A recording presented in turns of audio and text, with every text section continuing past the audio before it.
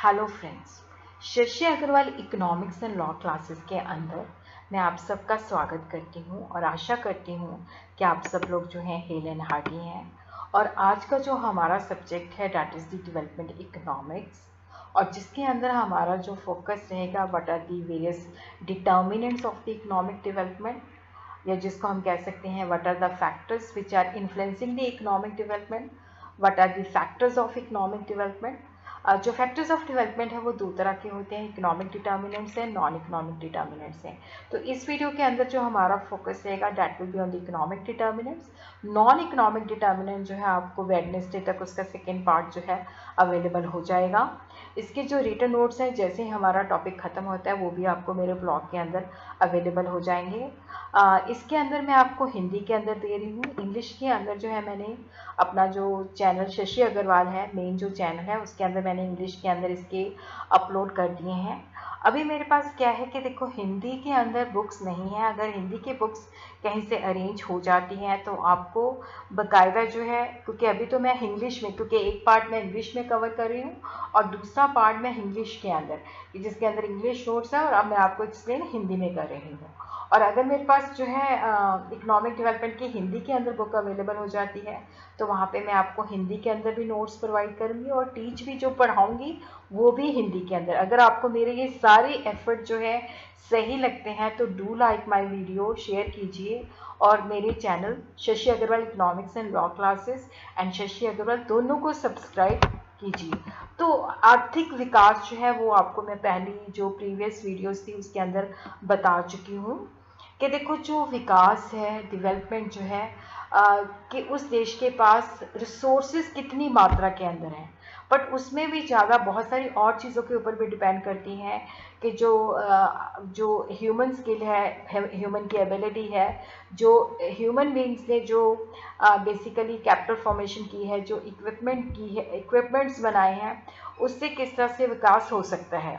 और जब हम डेवलपमेंट की बात करते हैं तो देखो इसका ये मतलब भी होता है कि जब ज़्यादा चीज़ें जो है गुड्स एंड सर्विसेज पहले से रियल टर्म्स के अंदर जो है पैदावार होती है, लोगों का स्टैंडर्ड ऑफ लिविंग इम्प्रूव होता है, और वहाँ पे बाकायदा जो है इन्वायरमेंट की डिग्रेडेशन नहीं होती, इन्वायरमेंट की पोल्यूशन जो है, इन्वायरमेंट में पोल्यूशन स्प्रेड नहीं होती।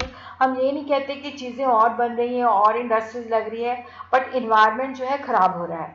तो जब हम डेवलपमेंट की बात करते हैं तो greater flow of goods and services, better quality of life, but without disturbing the environmental degradation. और उसी तरह क्या है कि ये नहीं है कि हम इन्वायरमेंट के रिसोर्सेज यूज़ कर रहे हैं तो जो फ्यूचर जनरेशन है उनके लिए वो चीज़ें कम हो रही है, without causing A cut production capacity for the future generation.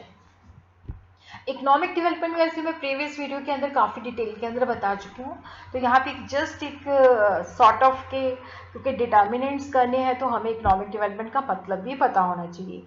देखो जब हम आर्थिक विकास की बात करते हैं तो उसके अंदर इकोनॉमिक ग्रोथ भी आ जाती है, साथ में सोशल वेलफेयर भी आ जाता है। प्रोफेसर MP टोडरॉव कहते हैं कि इकोनॉमिक डेवलपमेंट जो है, जब हम आर्थिक विकास की बात करते हैं तो वो मल्टी डायमेंशन है, उसके अंदर हमें कई सारे पैरामीटर्स के हिसाब से देखना पड़ता है कि आर्थिक विकास हुआ है या नहीं हुआ है। इसके अंदर जो लोगों की सोशल स्ट्रक्चर्स हैं, एटीट्यूड है, उसके अंदर भी चेंजेस आनी चाहिए। और उसी तरह क्या है कि इकोनॉमिक ग्रोथ भी तेज़ी के साथ होनी चाहिए, लोगों के अंदर इनक्वालिटीज़ भी रिड्यूस होनी चाहिए, और एब्सोल्यूट पॉवर्टी जिसके अंदर वो बेसिक चीज़ें जो होती हैं नहीं ले पाते वो भी जो है रिड्यूस होनी चाहिए। तो इकोनॉमिक डेवलपमेंट के अंदर economic growth with the social welfare, जब हम इकोनॉमिक डेवलपमेंट की बात करते हैं तो इट इज़ द इंक्लूसिव जो है, मतलब सारी चीज़ों की जो है ग्रोथ होनी चाहिए, सारी चीज़ों का विकास होना चाहिए। So what are the various determinants of the economic development? Economic determinants हैं जिसके अंदर natural sources हैं, human sources हैं, capital formation है, technical progress है, economic agencies हैं, other factors हैं। non economic determinants के अंदर political environment कैसा है, लोगों का social thinking क्या है, religious outlook क्या है, freedom from मतलब बहुत सारे factor जो हैं जो नॉन इकोनॉमिक डिटर्मिनेंट्स है और जिसका डेवलपमेंट के अंदर भी बहुत रोल सिग्निफिकेंट होता है, उसको हम दूसरे वीडियो के अंदर जो है अंडरस्टैंड करेंगे। इकोनॉमिक डिटर्मिनेंट्स क्या होते हैं? देखो वो फैक्टर जो डायरेक्टली और इनडायरेक्टली हमें बताते हैं कि लिमिटेशन, जो रिसोर्सेज हैं वो लिमिटेड है, डिमांड ज़्यादा है बट रिसोर्सेज जो है वो लिमिटेड हैं। और इसके अंदर जब हम रिसोर्सेज की बात करते हैं तो चाहे वो प्राकृतिक साधन जो हमें नेचर ने फ्री ऑफ कॉस्ट दिया हुआ है, चाहे वो आदमी के द्वारा निर्मित है, चाहे वो नेचुरल है, चाहे वो मैन मेड जो है रिसोर्सेज हैं वो लिमिटेड है हमारे पास। देखो जो इकोनॉमिक डिटर्मिनेंट के अंदर जो फर्स्ट फैक्टर है that is the natural resources, प्राकृतिक साधन, और रिसोर्सेज हमारे पास कितनी मात्रा के अंदर है। रिसोर्सेज की जब हम बात करते हैं तो that is the free gift of nature जो हमें प्रकृति ने प्रोवाइड किए हैं। इसके अंदर लैंड आ जाता है, वाटर आ जाता है, पेट्रोलियम आ जाता है। फॉसिल फ्री का अर्थ होता है कि जब लोग जो है मिलजुल के कोऑर्डिनेशन के साथ काम करते हैं। Forest products, winds and solar energy. देखो ये सारी चीज़ें हमारे पास कितनी मात्रा के अंदर है तो इसको हम रिसोर्स इंडोमेंट कहते हैं। और जब हम नेचुरल सोर्सेज की बात करते हैं तो इसको हम 3 भागों के अंदर जो है विभाजित कर सकते हैं, कैटेगराइज कर सकते हैं। बायोक्लाइमेटिक रिसोर्सेज जिसके अंदर हमारे पास जो जमीन है, पानी है, जंगल है, किस तरह के हमारा क्लाइमेट है। Fossil free, non fuel mineral sources. और देखो जो नेचुरल सोर्सेज अगर हमारे पास बहुत ज़्यादा है तो ये एक इम्पॉर्टेंट डिटर्मिनेंट है, बट अगर कहें कि नेचुरल सोर्सेज हमारे पास बहुत ज़्यादा है तो ये उसका पैरामीटर नहीं है।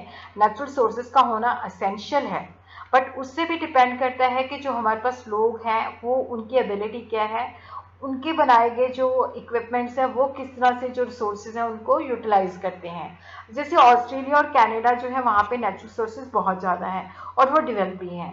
बट उसी तरह अफ्रीका की बात करें तो वहाँ पे नेचुरल सोर्सेज काफ़ी मात्रा में है, बट स्टिल वो अंडर डेवलप्ड नेशन के अंदर आता है। जापान की जब हम बात करते हैं तो जापान के अंदर क्या है कि नेचुरल सोर्सेज की बहुत कमी है, बट उनकी जो वर्क फोर्स है, जो लेबर है, वो काफ़ी डेवलप्ड है, काफ़ी साउंड है, काफ़ी एफिशिएंट है, काफ़ी कमिटेड है, तो जिसकी वजह से जापान जो है डेवलप्ड नेशन के अंदर खड़ा हुआ है।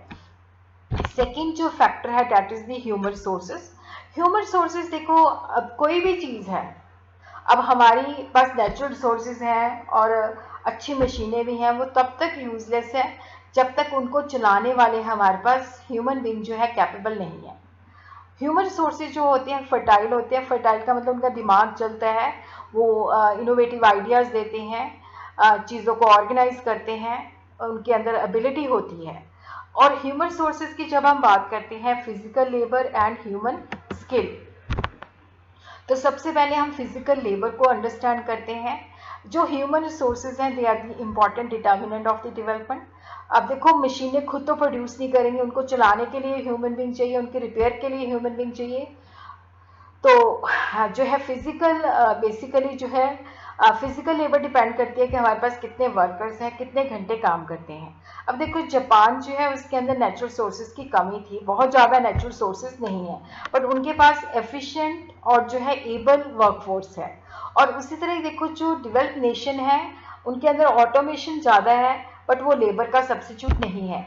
उनको लेबर जो है दूसरे देशों के ऊपर डिपेंड करना पड़ता है और जिससे उनकी कॉस्ट भी बढ़ जाती है, क्योंकि जो डेवलप्ड नेशन है वहाँ पे स्केर्सिटी ऑफ लेबर है, और उसी तरह जो अंडर डेवलप्ड नेशन है उनके पास लेबर की ज़्यादाता है और मशीनों की कमी है। और उसी तरह हम देखते हैं कि ह्यूमन स्किल का अर्थ होता है कि जैसे जो हमारे पास ह्यूमन बींग्स हैं वो कितने नॉलेजेबल हैं, उनके पास दिमागी शक्ति कितनी है कि जहाँ पे वो इनोवेटिव आइडियाज़ प्रोड्यूस कर सकते हैं। देखो ह्यूमन कैपिटल और स्किल कहाँ पे उत्पन्न होती है, जब हम उनको एजुकेशन देते हैं, ट्रेनिंग प्रोवाइड करते हैं, जिससे क्या होता है कि वो इनोवेटिव आइडियाज़ उनके अंदर डेवलप होते हैं, चीज़ों को सही तरीके से वो कर सकते हैं। और उसी तरह देखो जब हम ह्यूमन बींग्स के अंदर एबिलिटी प्रोड्यूस करते हैं, एप्टीट्यूड प्रोड्यूस करते हैं, तो उनसे हमें ज़्यादा रिटर्न मिलती है।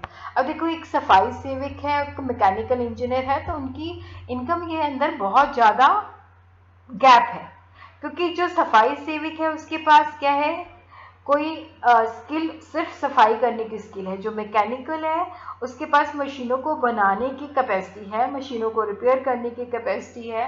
तो डेफिनेटली जो मैकेनिकल इंजीनियर है he could generate more revenue because he is having more ability, more skill.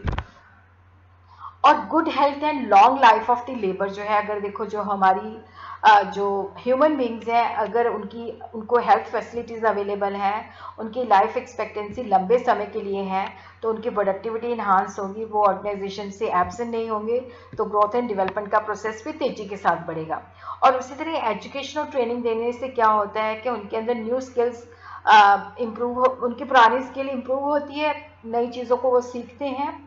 अगर हम ह्यूमन कैपिटल की बात करें तो उनके अंदर इनोवेशन जो है that is a very important parameter of economic development, क्योंकि जो ह्यूमन बींग्स हैं, जो ह्यूमन स्किल है, जिससे हम कहते हैं कि ये ज़्यादा रिटर्न जनरेट करते हैं, क्योंकि they think in different way, दे मतलब नए आइडिया सोचते हैं, नया प्रोडक्शन कोई चीज़ को बनाने की प्रक्रिया को सोचते हैं, न्यू मार्केट्स को एक्सप्लोर करते हैं, न्यू फॉर्म ऑफ ऑर्गेनाइजेशन को एक्सप्लोर करते हैं।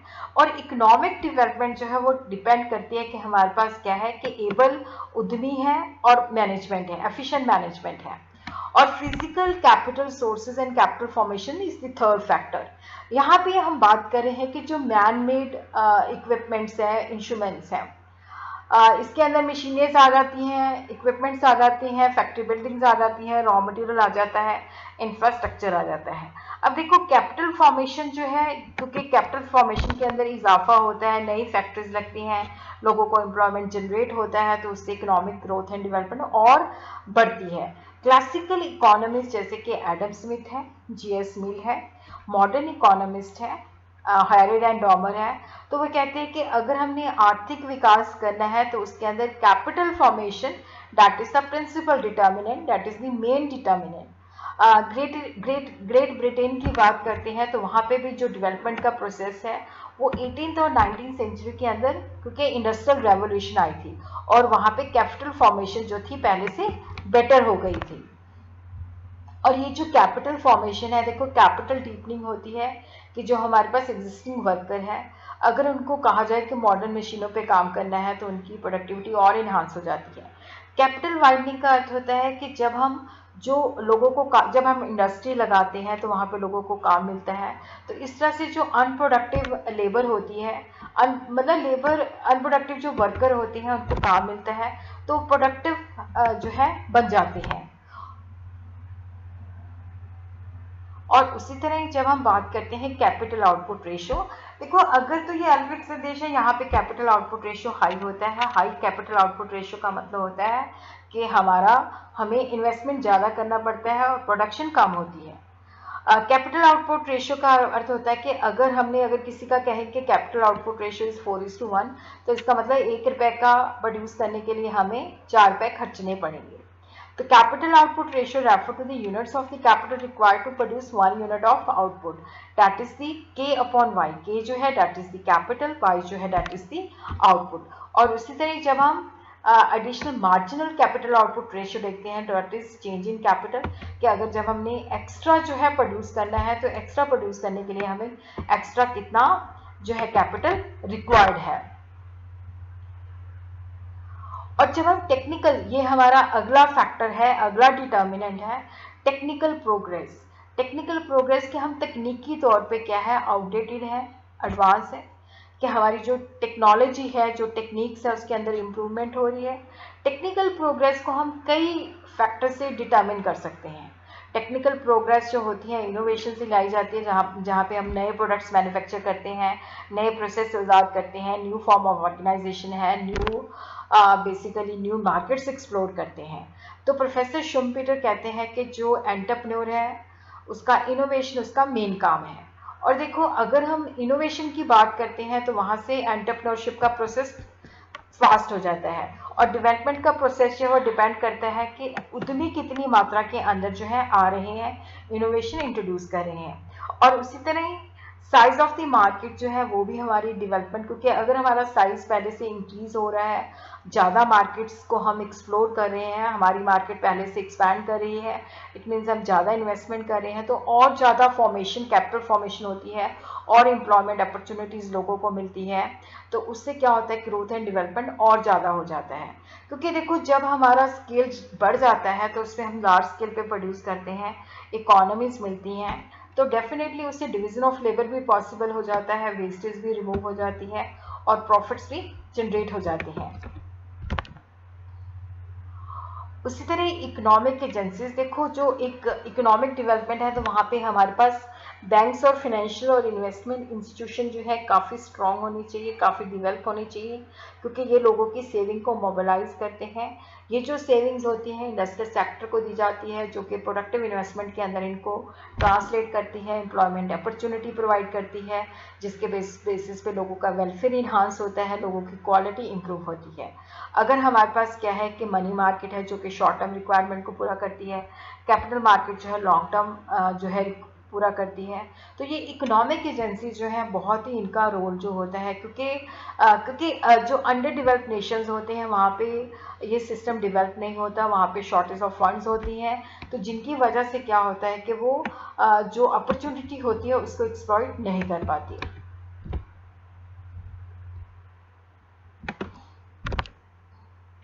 और उसी तरह अदर फैक्टर्स के अंदर देखो, जैसे अंडर डेवलप नेशन है तो वहाँ पे एफडीआई का रोल बहुत ज़्यादा होता है। एमएनसीज वहाँ पे अपना बिजनेस सेटअप करती हैं, वहाँ पे अपने यूनिट सेटअप करती हैं, टेक्नोलॉजी के कोलैबोरेशंस होती हैं, तो उससे इकोनॉमी के अंदर काफ़ी बूस्टिंग होती है। और उसी तरह इकोनॉमी के अंदर जब हम प्लान वे से इकोनॉमिक ग्रोथ को प्राप्त करने की कोशिश करते हैं, तो सारी चीज़ों को मद्देनज़र रखते हुए जो हमें रिसोर्सेज होते हैं वो लिमिटेड होते हैं, तो प्लानिंग के द्वारा हम देखते हैं कि किस तरह से हमें जो प्रायोरिटीज़ हैं, जो इकोनॉमिक डेवलपमेंट के लिए मेन चीज़ें हैं, उनके ऊपर फोकस करना चाहिए। तो इसी के साथ ही क्या है कि आपका जो लेक्चर है वो ख़त्म हो गया है। सेकंड पार्ट जो है अगले वीडियो के अंदर करेंगे।